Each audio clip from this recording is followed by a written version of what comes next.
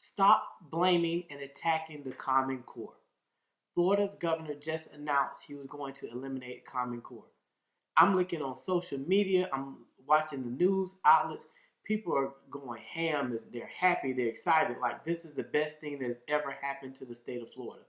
And they have no idea what they're talking about. They have no idea what they're celebrating. I want to break it down to you all. A lot of people are confusing and putting together three key components. They're putting together standards, they're putting together curriculum, they're putting together assessment, and calling all of those things lumped together the Common Core, which is totally incorrect. First, let's look at what are standards. Standards are statements of what students are expected to learn. That's it. Think about them as guidelines.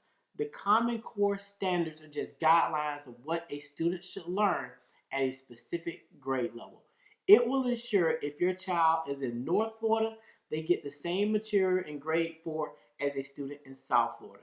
If you're in the city, or if you're in a suburban environment, or if you're in a rural environment, your child will learn the same thing.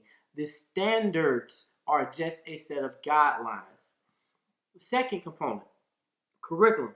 A curriculum is the program used to help students meet the standards. Those are your instructional materials, activities, tasks, units, and lessons. That is different from the Common Core standards. The curriculum is a material that is used to meet the standards. So let's delineate those two.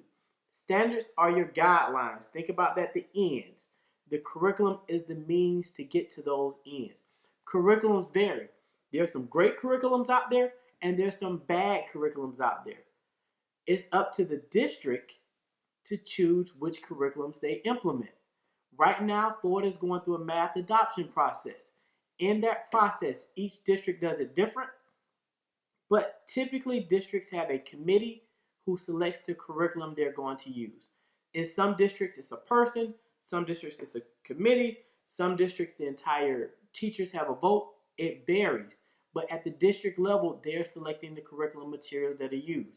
They're seeing which ones would work best for their students. So you have the standards. You have the curriculum. Then you have assessment. Assessment.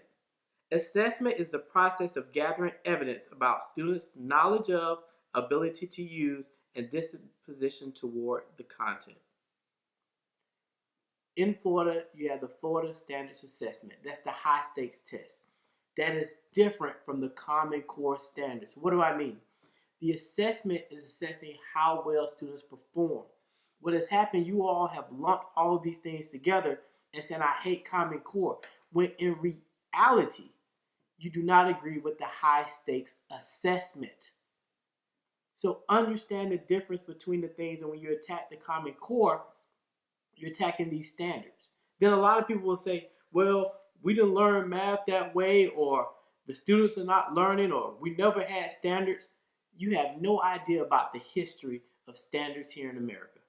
I'm going to give you a quick history lesson of understanding the standards, understanding truly where the Common Core standards came from, so you all can have intelligent discussions and make sense of what is going on and just stop following and copying and pasting different social media statuses. Here we go. I'm going to take you through the lens of mathematics, since that's my area. The first American mathematics textbook was Nicholas Pike's Arithmetic in 1788. That's key. 1788, he had the arithmetic book. Teaching processes was state a rule, give an example, have students complete a set of practice exercises. That was in 1788. I'm going to read that again. In the classrooms in 1788, state the rule, give an example, students complete a set of practice exercises. Does that sound familiar? Why do we even want, in 1788, the world was different, America was different. We're still doing the same thing or attempting to try to do that in our classrooms today? Is that really working? Now, let me go break down where these reforms and standards came from so you really understand about Common Core and how this really is just a repeated process. From the 1940s to the 1980s, it was crisis, reform, and reaction. In 1957, we had Sputnik. That was a big thing in the United States because it was like, oh man, the space race, we're not going to win. What are we going to do? And then in World War II, Americans did not have basic computational and problem-solving skills. So that was in the 50s. Sputnik, World War II, everybody was up in arms. Like, Americans are not prepared. So then in the 1950s to 1960s, we had what we call the New Math movement. New Math sought to emphasize the underlying structure of mathematics and conceptual understanding rather than the learning of isolated skills and facts. That was New Math. Guess what happened to New Math? I said it goes crisis, reform, reaction. The crisis, Sputnik, World War II. The reform, New Math, the reaction. Backlash to New Math. In an article in the Washington Post, James Shackelford described his frustration on his daughter's new math homework. He complained that as a PhD chemist, he should be able to understand his daughter's elementary math homework, but he couldn't because it was overly and unnecessarily complicated. Does that sound familiar? So then we go to the 70s and the 80s. In the 1970s and 1980s, we had something called Back to Basics. This period emphasized procedural arithmetic skills, clearly defined behavioral objectives, direct instruction aimed at a student mastery of the objectives, and the extensive use of local and national standardized tests. Does that sound familiar? The Back to Basics movement. The 1980s, there was a document published. You all need to look up this document to really see what's going on and where this stuff stems from. 1983, there was a publication, A Nation at Risk. Once that document came out, once again, it was a crisis moment because the nation was literally saying it's at risk academically. So what happens again? Another reform. The National Council of Teachers of Mathematics came out with several standards over the years, or versions of the standards. Check this out.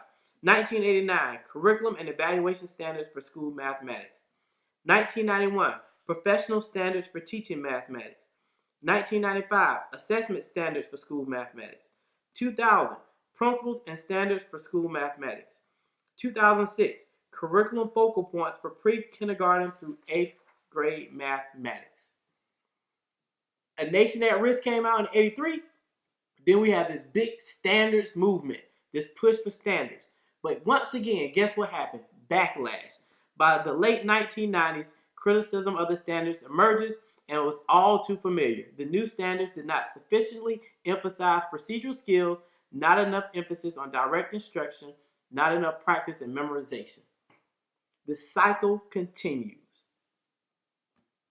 Then in the 2000s, we call this thing called the Math Wars. So two important documents came out. 2001, you had Added It Up by the National Research Council. In 2008, the National Mathematics Advisory Panel report came out. So then we start seeing this shift in the 2000s again. And then one of the biggest impacts on education came out. I believe it was 2001, No Child Left Behind. It fundamentally changed the focus of instruction. Increasingly between 2002 and the early 2010s, math instruction focused on content to be assessed. Assessments that tended to assess skills and concepts. No Child Left Behind was a game changer in education because that's when we really got this high stakes assessment push. That's the issue. You all are convoluting standards with the real issue. It's the high stake testing that you do not like. But here's the central issue to all of this. Because I said it goes crisis, reform, backlash, or reaction. The central issue is this. People outside of education, and unfortunately people within education, want teachers to fulfill the traditional role of transmitter of knowledge to students, but reformers ask teachers to encourage students to do their own thinking.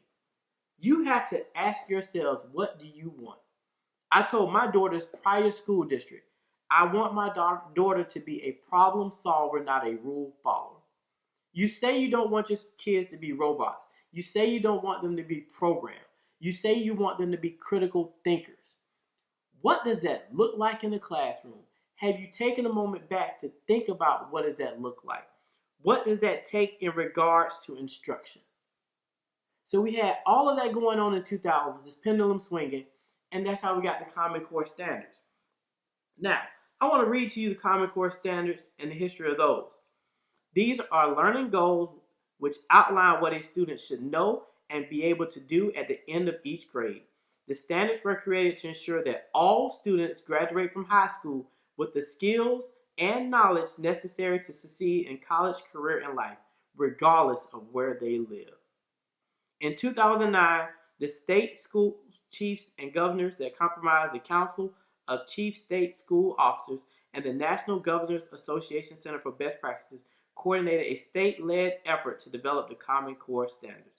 It was designed through collaboration among teachers, school chiefs, administrators, experts. The standards provide a clear and consistent framework. It is just a clear and consistent framework. So stop letting people lie to you and say teachers have to teach inside a box. Teachers can't be creative. They have to teach from a textbook. Those are lies. You're letting people use a focus group of one to project what they've seen in education. I've been to schools across the country. I rarely see people regurgitating what is in the textbook or look just so head first in the textbook. And I rarely hear administrators say they have to follow the textbook. Those are some rare cases, and parents, you should be advocates that teachers use the textbook as a resource. That's what they are. They are a resource. Contrary to popular belief, a lot of teachers need that resource. There's nothing wrong with using it as a resource. The standards are 6 points. Research and evidence-based, clear, understandable, consistent, aligned with college career expectations, based on rigorous content, built upon the strengths and lessons of current state standards, and formed by other top-performing countries. So here in the state of Florida, you're getting rid of Common Core. You're literally throwing everything away.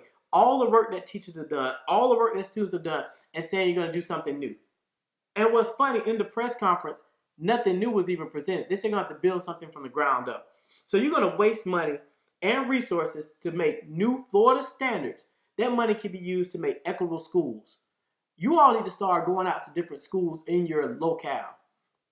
Go to the rich side of town school, go to the poor. And don't pass by, go in it. And see how inequitable schools are. The money that we're going to use to quote-unquote build new standards can be used for that. You keep saying teachers need more money. Why is that not the first initiative coming out? Attacking Common Core is not the answer. Part of the problem is when we think about where do people get their information, evidence indicates that most people in the U.S. get their information about education in schools from family, friends, and social media. And that was West, Whitehurst, Dion, 2011. That's the research for that. You're not getting your information from good sources. You're watching the media, and a lot of times the stuff I see on the media is totally incorrect. They're combining standards, curriculum, and assessment, 3 separate things. I am not a proponent of standardized testing and high-stakes testing. So let's get that clear. I am a proponent of clear standards that provide a framework. So your child, regardless of where they're at, gets a shot at an equitable education. We have to break the cycle of resistance. We're literally every couple of years saying the standards are no good, I don't like what's being taught, and starting over. When is the madness going to end? Become an advocate for education. And schools, I'm going to challenge you all too, and our education leaders. You need to be on the forefront of pushing out what are you doing, why are you doing it, and what's right. And if you need help, you all need to collaborate. But parents and everybody else, get off of Facebook and believing that's true when it comes to school. Literally, Common Core standards were the best thing since sliced bread to hit the United States. I'm speaking in terms of math. I think the other standards are good too, but I can definitely speak towards math because I know that one. Why is that good? If I'm in Florida with a 3rd grade child, I move to California. Then my 3rd grade child will be learning the same stuff. How they learn is going to differ, and that's up to the teacher. That's the autonomy of teaching. But I know they're going to at least get the same stuff in 3rd grade. You all have to really start being a critical lens when it comes to this. This is just a cycle. You're going to come out with new standards. There's going to be backlash and another reform. That's all it is. We can break the cycle. No one ever stated the standards were perfect. When you read the original Common Core standards, it said these should be revised. These should be updated. That's what you do. You update, you revise like a car. The first car, you make revisions to it. You make it better. You make it better. You just don't say, I'm going to throw away the entire car. So before you get into arguments and debates, understand what you're talking about when you say the Common Core standards, the framework. Get the curriculum is different. The assessment is different. But you're throwing it all out, Florida. So guess what? You're going to spend more money because publishers are going to have to get new textbooks. So you're going to buy new textbooks. Now you got to train your teachers. That's going to be more money. There'll be more resources used. You still haven't paid your teachers more money. You still don't have better schools. But guess what? You can say, we don't have standards here in Florida. We don't have that Common Core stuff. We have Florida standards. Are your standards really going to be that much different and that much better? When you think about mathematics, it's only certain things to learn in regards to making sense of math. What are you going to do? Add something new to the thing? It's going to be a Florida math thing that only people in Florida learn? Come on, man. Give me a break. We have to think about and be critical consumers. We have to get a better informed population. Otherwise, we literally are dismantling and destroying public education, and you don't even realize it. I leave you with this thought as it relates to the Common Core standards, as it relates to education. Where do we go from here? And don't tell me we're going to get something better. Tell me specific solutions. Because if you look at the history of this, it's just a cycle that repeats. You had something that was halfway decent to work with that you can build upon. You're throwing it out. Now you have nothing